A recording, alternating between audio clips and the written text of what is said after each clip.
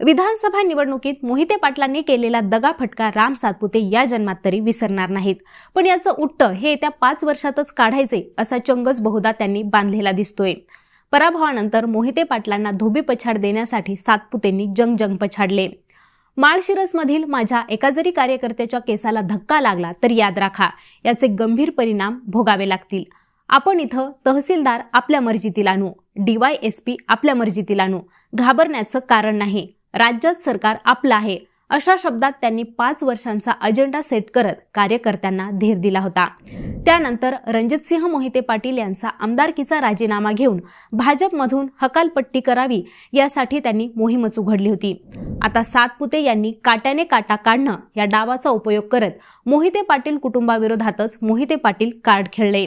त्यांनी काँग्रेसचे माजी जिल्हाध्यक्ष धवलसिंह मोहिते पाटील यांच्या मातोश्री आणि त्यांच्या पत्नीची मुख्यमंत्री देवेंद्र फडणवीस यांच्यासोबत भेट घडवून आणली आहे। त्यामुळे आता राम सातपुते यांच्या या खेळीनं माळशिरसच्या राजकारणात पुन्हा एक वेळेस भाजपचे जुने पत्ते ओपन झालेत। आता याचा माळशिरसच्या राजकारणावर नेमका परिणाम कसा होणार आहे पाहूयात या व्हिडिओच्या माध्यमातून। विजयसिंह मोहिते पाटील यांना भाजपनं विशेषतः देवेंद्र फडणवीसांनी मागच्या 5 वर्षांमध्ये राजकीय मायलेज देऊन त्यांचं पुनर्वसन करण्यात मोठी भूमिका बजावली। त्यांच्या कारखान्यांना मदत करणं असो की निधीचा पुरवठा असो, फडणवीसांनी मोहिते पाटलांची काळजी घेतली। रणजितसिंह मोहिते पाटील यांना विधान परिषदेवर घेतलं। त्यानंतर देखील माढ्याचे तत्कालीन खासदार रणजितसिंह नाईक निंबाळकर यांना विरोध करण्याची भूमिका घेत मोहिते पाटील पुन्हा राष्ट्रवादीकडे वळले। धैर्यशील मोहिते पाटील यांनी शरद पवार यांच्या राष्ट्रवादीतून लोकसभेची निवडणूक लढवली आणि ती जिंकलीही। या कृतीनं फडणवीस चांगलेच दुखावले गेले। त्यांनी मोहिते पाटलांना धडा शिकवणारच असं जाहीरपणे बोलून दाखवलं। देवेंद्र फडणवीस कुणाच्या भानगडीत पडत नाही आणि पडला तर सोडत नाही असा इशाराच त्यांनी दिला होता।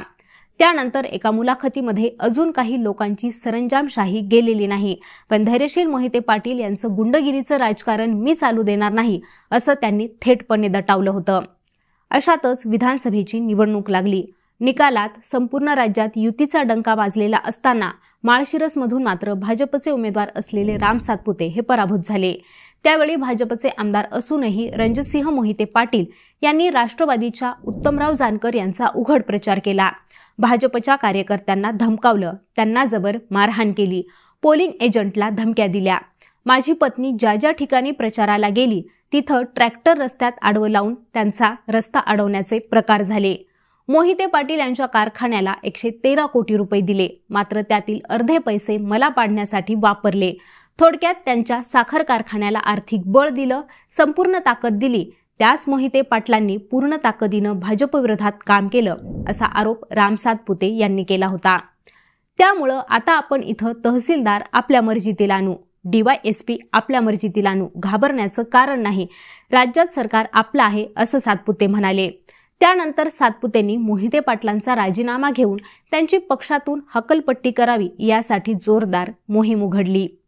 आता आज घडीला मोहिते पाटील यांना शह देण्यासाठी भाजपला आणि पर्यायानं राम सातपुतेंना माळशिरसमध्ये एका भक्कम नेत्याची गरज आहे। त्यातूनच धवलसिंह मोहिते पाटील यांना त्यांनी जवळ केले। त्यांना भाजपमध्ये पुन्हा आणण्याच्या हालचाली सुरू केल्यात। धवलसिंह मोहिते पाटीलही भाजपत जाण्यासाठी इच्छुक असल्याचं दिसून येते, कारण लोकसभा निवडणुकीत माढ्यातील भाजपच्या उमेदवाराला त्यांनी पाठिंबा दिला होता, तर विधानसभा निवडणुकीनंतर काँग्रेस पक्षाच्या सोलापूर जिल्हाध्यक्षपदाचा त्यांनी राजीनामा दिलाय। धवलसिंह मोहिते पाटील यांनाही सध्या सत्तेची गरज आहे। आता याच सगळ्या समीकरणांमधून जिल्हा परिषदेच्या माजी विरोधी पक्षनेत्या पद्मजा देवी मोहिते पाटील आणि धवलसिंह यांच्या पत्नी उर्वशीराजे मोहिते पाटील यांनी मुख्यमंत्री देवेंद्र फडणवीस यांची भेट घेतली। सातपुते यांच्या पुढाकारानं ही भेट झालीय। फडणवीस यांच्याशी त्यांची तब्बल 40 मिनिटं बंद दाराआड चर्चा झाली।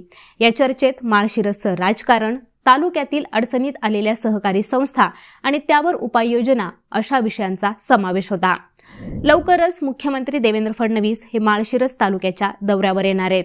फडणवीसांचा तालुक्याच्या वतीनं अकलूज इथं नागरी सत्कार समारंभ आयोजित करण्यात आलाय। त्यावेळी माळशिरस तालुक्यातील विविध विकास कामांचं उद्घाटनही होणार आहे। रणजितसिंह मोहिते पाटील यांना मात देण्याच्या राम सातपुते यांच्या या प्रयत्नांना किती यश येतं हे लवकरच होणाऱ्या स्थानिक स्वराज्य संस्थांच्या निवडणुकीतून दिसून येईलच। पण माळशिरसच्या राजकारणात पुन्हा एक वेळेस मोहिते पाटील विरुद्ध मोहिते पाटील असा सामना रंगण्याची चिन्ह ही नक्की दिसून येत आहेत. आता मंडळी, तुम्हाला काय वाटतं? मोहिते पाटील विरुद्ध मोहिते पाटील सामन्यामध्ये कोणते मोहिते पाटील वरचढ ठरतील ते आम्हाला कॉमेंट करून नक्की सांगा. आणि यांसारख्याच विषयांची माहिती मिळवण्यासाठी लेट्सअप मराठीला सर्वच सोशल मीडिया हँडलवरती फॉलो करायला विसरू नका आणि पाहत रहा लेट्सअप मराठी.